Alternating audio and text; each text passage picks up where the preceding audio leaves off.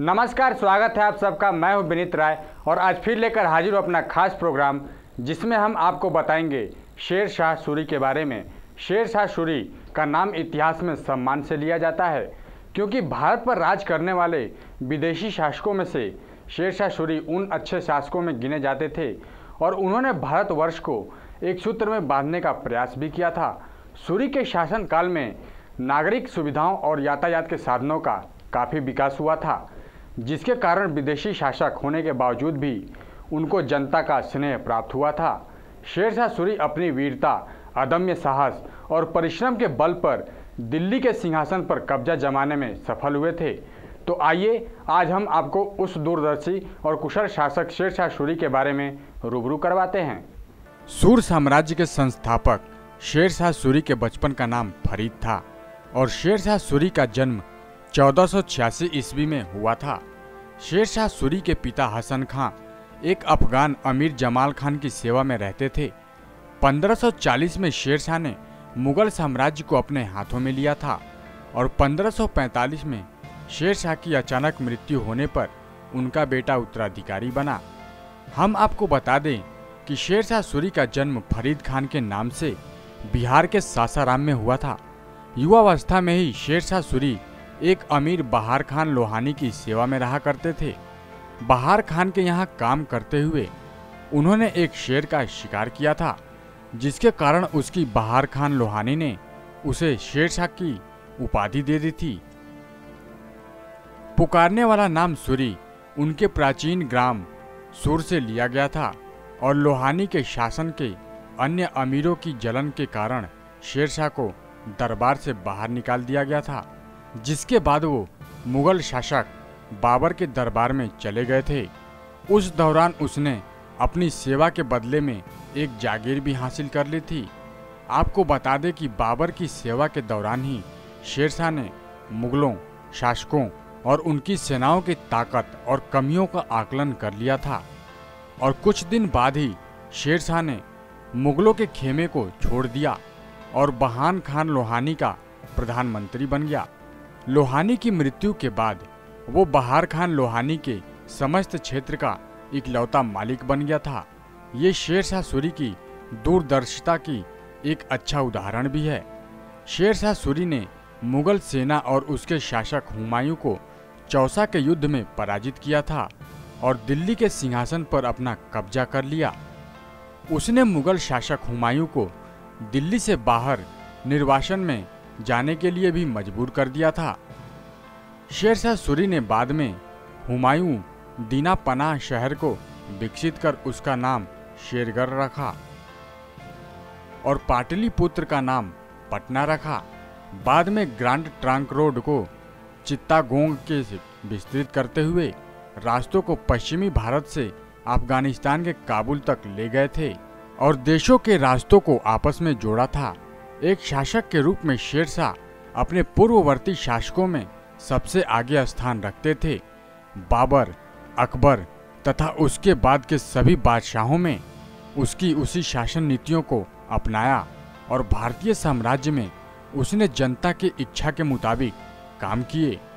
स्वार्थी होते हुए भी उसने प्रजा की भलाई को सर्वोपरि रखा और न्याय देने में वो समानता का व्यवहार करता था। यहाँ तक कि कर्मचारियों का वो 2 से 3 साल बाद तबादला कर देता था, ताकि कोई भी भ्रष्टाचार ना फैला सके।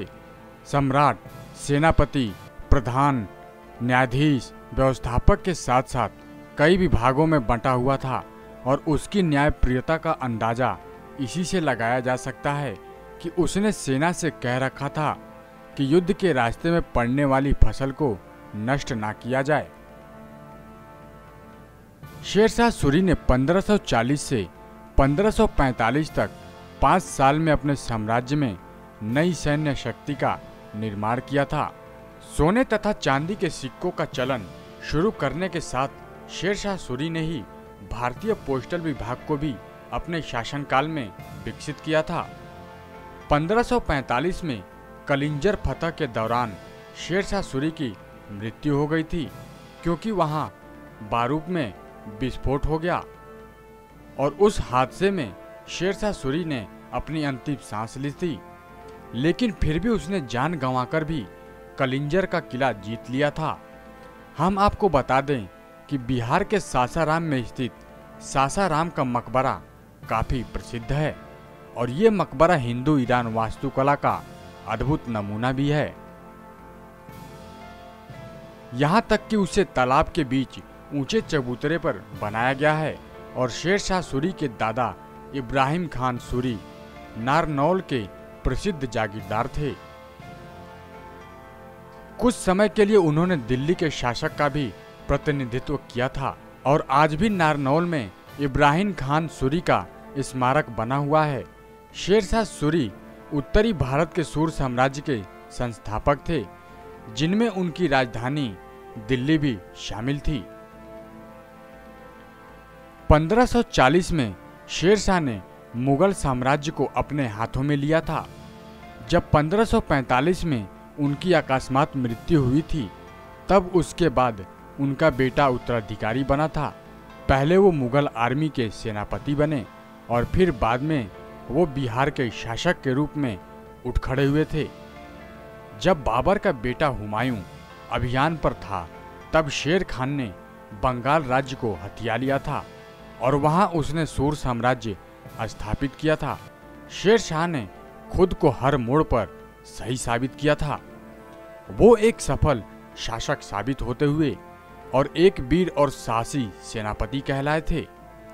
उनके विशाल और समृद्ध साम्राज्य को बाद में मुगल शासक हुमायूं के बेटे अकबर ने हथिया लिया था। 1540 से 1545 के अपने 5 काल के शासन काल में उन्होंने अपने साम्राज्य में नई सैन्य शक्ति का निर्माण किया था और साथ ही पहले रुपया का भी प्रचलन उन्होंने शुरू किया और बाद में उन्होंने हुमायूं दीना पनाह शहर को विकसित कर उसका नाम शेरगढ़ रखा था। शेर शाह सूरी अपने जीवन में अनेक महत्वपूर्ण कार्य संपन्न किए थे और कई प्रकार के निर्माण कार्य भी करवाए थे। उसके निर्माण कार्यों में सड़कों, सरायों और मस्जिदों का बनाया जाना प्रसिद्ध है। वो पहला मुस्लिम शासक था जिसने यातायात की उत्तम व्यवस्था की और यात्रियों तथा व्यापारियों की सुरक्षा का संतोषजनक प्रबंध किया था और उसने बंगाल के सोना गांव से लेकर पंजाब में सिंधु नदी तक, आगरा से राजस्थान और मालवा तक पक्की सड़कें बनवाई थी। सड़कों के किनारे छायादार एवं फल वाले वृक्ष लगाए गए थे और जगह जगह पर सराय, मस्जिद और कुओं का निर्माण भी करवाया था। ब्रजमंडल के चौमुहा गांव की सराय और छाता गांव की सराय का भीतरी भाग उसी के द्वारा निर्मित है। दिल्ली में उसने शहर पनाह बनवाया था, जो आज के समय में वहां का लाल दरवाजा है। दिल्ली का पुराना किला भी उसी के द्वारा बनवाया गया माना जाता है। शेर शाह सूरी ने कई दार्शनिकों के ग्रंथ पढ़े और उन्होंने सिकंदरनामा, गुलिस्तां और बोस्तां जैसे ग्रंथों को याद कर लिया था।